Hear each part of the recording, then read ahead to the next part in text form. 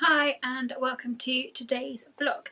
Today I'm going to be talking about going back to work after a period of sickness. I have just been off for 9 months. I had surgery in September to fuse my ankle. It didn't quite go to plan, so 9 months later I have gone back to work. And it's been really hard. So today I'm going to talk about some little tips and things that I found useful for going back to work, some things you might want to know, the truth about what it's really like to go back to work after a long time off. So I am really used to absences. All throughout my school life I had lots of surgeries. I get sick all the time. I'm prone to UTIs, so that's urinary tract infections.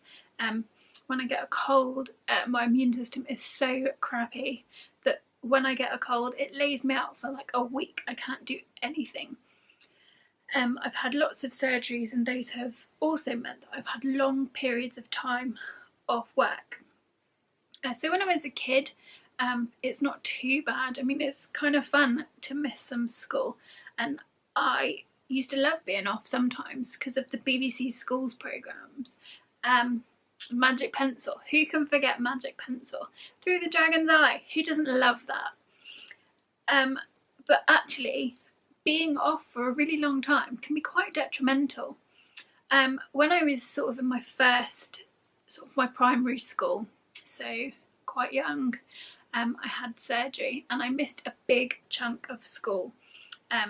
Unfortunately, that has meant that I've never really caught up on maths. I'm rubbish at maths. I've talked about this before, but maths panics me. It sends me into such a stress if I ever have to do maths, but I can't cope, and that all stems from missing that big chunk of school where you learn the most, where you take it all in, and I missed that maths knowledge. So absences can be detrimental. When I was a bit older, sort of a teenager in school, and I had surgeries and had long periods of time off, you know what it's like. You know what it's like. You're off for a couple of days. All your friends have got new friends. You miss out on all the in-jokes. You don't know what's going on anymore. You find it really hard to fit in when you come back. And it's tough. Now, I'm not going to lie. That's not any easier when you're a grown-up and you're going back to work. Going back to work is like going back to school. And sometimes being at work is like being at school. So yeah, going back, when I was told that I could go back to work, I was filled with such a sense of dread. I've missed out on a lot over the last months, and I was worried that things would have changed. I wouldn't know how to do my job anymore. Would I even have a job? I've been off so long. I was just really worried about all of these things, and it can be really stressful. The other month, when I was given the go-ahead to go back to work, a few things had to be done first. So in my workplace, if you've had a period of sickness, you have to go through occupational health. Now, occupational health sort of are a group of independent doctors, physicians, therapists, all that sort of thing, and you get an appointment with them and you can tell them how it's affected you, what illness you've had, how it's affected you, and they can really help to plan your return to work. They can help you look for adjustments that you might need. For example, it was suggested that I have a footstool for work, so occupational health suggested that, and my workplace have put me in a footstool because my ankles tend to get quite swollen towards the end of the day. So having that footstool means that I can go back to work sooner and do my job more effectively. So that's great. So I saw occupational health, they gave me the all clear to go back to work, and we set upon a phased return to work. So after having had a really long time off of work, to jump back in head first to a full-time 37.5-hour week would have been just impossible for me. Impossible for anyone, I imagine.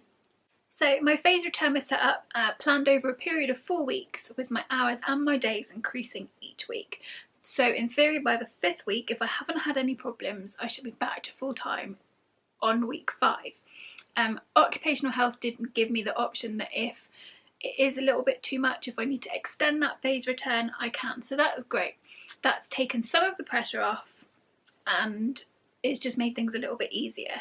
So one of the first things I would suggest if you're thinking about going back to work after a long period is talk to somebody. Talk to your managers, talk to your line manager, your boss, whoever, and see if you can do some sort of phase return so that you're not jumping back in to a full-time post after a long period off. It's beneficial for you because you're not running the risk of making yourself ill again because you've just gone back too fast. You've tried to do too much too soon. And it's beneficial for your employees because, again, you haven't tried to push yourself. You're not going to make yourself sick and have to go off again because you've tried to do too much too soon. So it makes sense. I really recommend that you try and get yourself some sort of phased return, however long it is, however long you need, just to make sure that you are fit and ready to go back to work. So that's my first top tip. It is stressful. It's really stressful going back to work, especially after such a long period of time. And it helps to have good colleagues.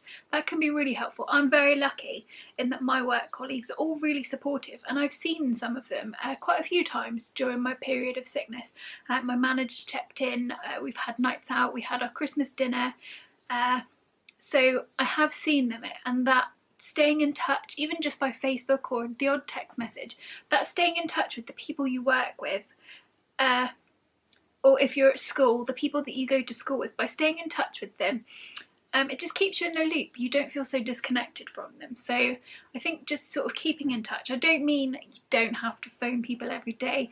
Don't be stalking them on Facebook. Don't sort of be checking your work emails all the time. Just check in with them every now and again, and if you've got a good manager, hopefully they'll check in with you just to see how you're going, see if there's anything that they can help with, see if they can get you back to work any sooner. So yeah, good colleagues help. Unfortunately for me, since being off work, I have been diagnosed with a whole host of new issues, which is going to mean more hospital appointments and inevitably more time off work. So I recommend when you do go back to work that you're honest. The more honest you can be about what's going to happen, how it affects you, how it might affect you in the future, the better off you're going to be in the long run. There's no surprises then. Obviously you can't plan for the unforeseen stuff, but just having sort of a little plan in place for if it happens again, or for if you need more surgery, or if you need more time off work, or whatever. Just being open and honest about it can be really helpful. And it's helpful to be open and honest with yourself.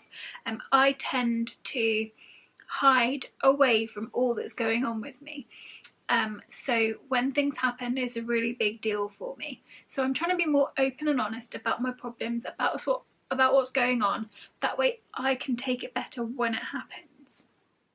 So yeah, open and honest.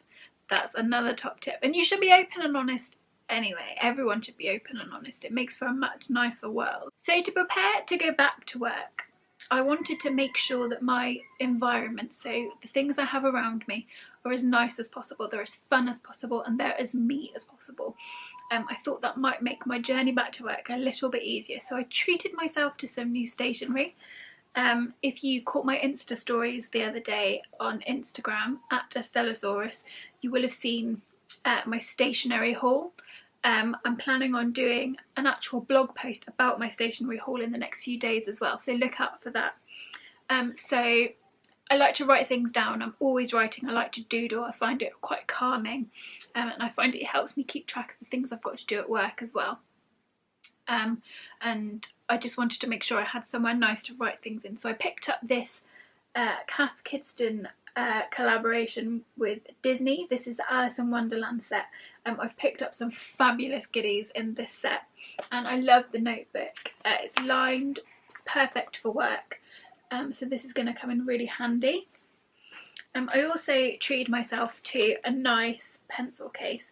This is one of those two-tone sequin ones, and I'm obsessed with it. I'm always playing with it. I love sequins. So that's really jazzy, and it's cheerful. It sits on my desk. I can look at it and it makes me smile, so that can be really helpful.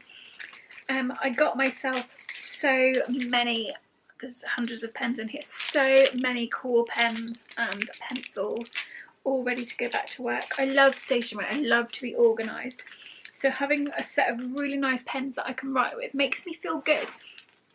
It just helps in my day-to-day work, just helps me feel a bit better.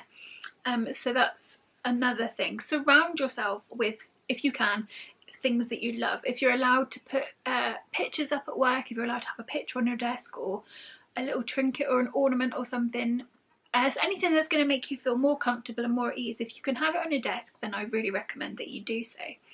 The other thing I treated myself to was a new backpack. I showed this on Instagram the other day, so head there for details. This is from Skinny Dip. It's like a suede velvet and it's really cool. I like to have a backpack because my balance is rubbish. So having a one shoulder bag means I'm a bit sort of unbalanced, and I feel if I'm going to fall over, I'm not going to be able to catch myself properly. So having a backpack that I can use both straps is really helpful for me. Anything that is going to make your life easier, I recommend you get hold of it. If it's something that your workplace allows, if your employee, say if it's in addition to your uniform, maybe a little badge that's going to brighten things up for you, or a pin, a positive pin that's going to help you sort of through your day. If you're allowed to do that in your workplace, I really recommend that you do it. It can be really helpful just to have that little bit of home with you to make you feel at ease and to make you feel comfortable. Before you go back to work or back to school, if that's where you're going, it's a really good idea, say the week before, just to make sure you've got everything that you need ready to go back to work. So before I went back, I made sure that I had my ID badge, I made sure my work uniforms were clean and ironed. I found my name badge and made sure that was okay and the magnet hadn't got lost again. I made sure that all my tights, because I have to wear sort of black or navy tights for work, I made sure all my tights were good and didn't have ladders in. And because I've been off for 9 months, hey Fig cameo from Figaro, because I've been off for 9 months and I've put on quite a lot of weight, I'm quite lardy now, I wanted to make sure that my dresses fit me still. So because they have to be ordered specially and it takes a little while to be ordered, a few weeks before I knew I was going back to work, I tried the dresses on. That way, if more had to be ordered, I had plenty of time to get that done and I wasn't going to be stressed about trying to fit into a too small uniform or not being able to wear my uniform. So plan ahead. Make sure you've got everything that you need, all the important things you need, ready to go back to work. So whatever you need, remind yourself of the door codes for getting into places if that's what happens in your workplace. And that's what I did. I made sure I could remember all the codes. These are all things you don't want to be worrying about on the morning before you're due to go back to work. You're going to have enough to deal with, so just making sure you're that little bit prepared before you go back can really help. Make sure you've got a support system in place. I've got my family, I've got my husband, they're all there, they're all really supportive, and lots of people checked in with me on the day that I was due to go back to work. They just made sure that I was okay, wished me luck, and that's really nice. Having a support system is really helpful. If you haven't got a support system, get in touch. I'd be happy to be your cheerleader. I'm a really good cheerleader. I've even got cheerleader hair, so get in touch if you need me to be your cheerleader. Having a support system can make things a lot easier for you. There's somebody to talk to if perhaps the day doesn't go quite as you thought it might. And it's just nice to have somebody to fall back on if you need to. For about 2 weeks before I was due to go back to work, I'd been setting my alarm at the time I would be getting up for work when I go back normal time. I wanted to get my body used to getting up at that time and getting around, getting everything done, so that I wasn't rushing around. So having those 2 weeks of just trying to get prepared, trying to get myself back into a routine was quite helpful. It didn't work every day, and I have to admit that a number of days I slept through my alarms. So top tip, mix your alarm volumes really loud. A couple of days I had very bad migraines, so physically couldn't get out of bed. But just as best you can, getting yourself back into a routine can really prepare you for the routine of being back at work. I've been suffering from stress and anxiety quite a lot, so in order to prepare myself ready to go back to work, I bought myself some stress balls. I got a set of 4, I think, on Amazon. They cost £12.99 and they're like this. They're all squashy. They've got things inside that you can squash around and they're just really soothing to play with. This one, if I can make it work,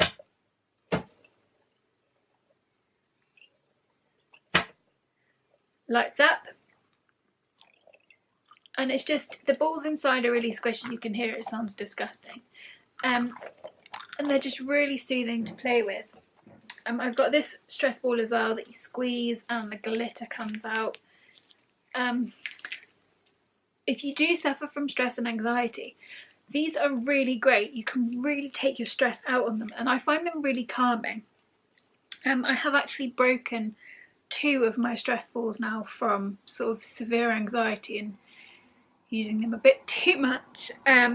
So yeah, but they are really useful. I would really recommend getting yourself something like this, a stress toy, a fidget spinner, anything like that that can keep your hands distracted or keep your mind distracted, give you a chance to focus on something, can be really useful, especially if you suffer from stress and anxiety.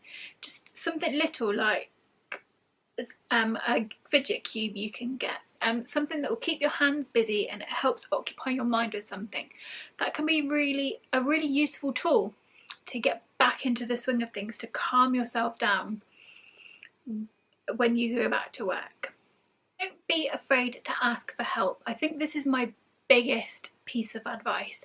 If you are struggling, if you've gone back to work and you find that you can't do it, you find that it's too much, don't be afraid to ask for help. Don't be afraid to go and find yourself a quiet space to sit for 10 minutes to collect your thoughts. Maybe if you can phone a friend or phone your husband, phone your family, just to help you talk yourself down.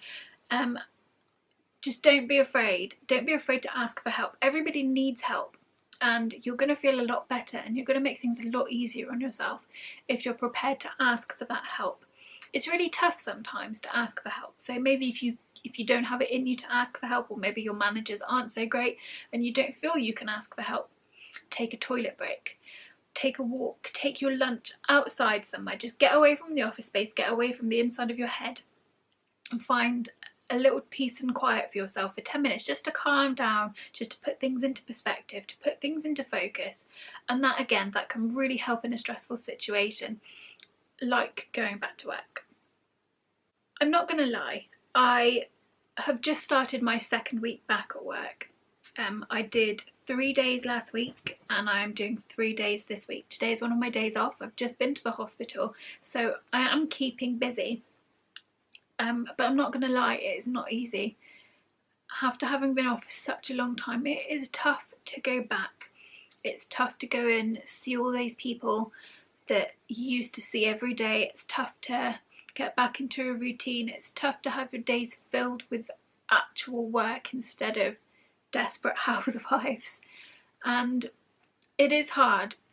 My first week was really tough. I was so anxious, I was terrified, I was a big bundle of nerves, and it's made me quite ill. But I got through it. I got through that first week and I'm on my 2nd week now. Yesterday I got through the first day of my 2nd week. I worked for a little bit longer than I did the week before. I managed to get myself back into the swing of things. I did some actual work, and it was really nice. It was really nice to know that I hadn't forgotten how to do everything, hadn't forgotten to answer the phone, I didn't accidentally swear at anybody. So yeah, it is tough. It's not easy. It's not easy to go back to work. It's not easy to go back to school after you've had a long time off, especially if you've been ill. But it will get easier, I promise. It does get so much easier once you get back into your routine and you realise that it's not that bad. Going back to work will give you your structure, or it certainly gave me the structure back in my days that I had been lacking. So yeah, that's it really. I hope that you have found something useful in this video to know what it's like to go back to work. Look out soon, I'm going to be talking on the vlog about what it's like to be an employee with a disability, the pitfalls, the good things, the bad things. So look out for that video. As always, if you liked this video, please give me a thumbs up. If you didn't, give me a thumbs down. To see more or be notified when I post a video, click the subscribe button. I'd love for you to subscribe to my channel. As always, you can find all of my posts at www.estellosaurus.co.uk. If you've got any questions for me or anything you'd like to see on the channel, please get in touch. I'd love to hear from you. And I'll see you soon. Bye!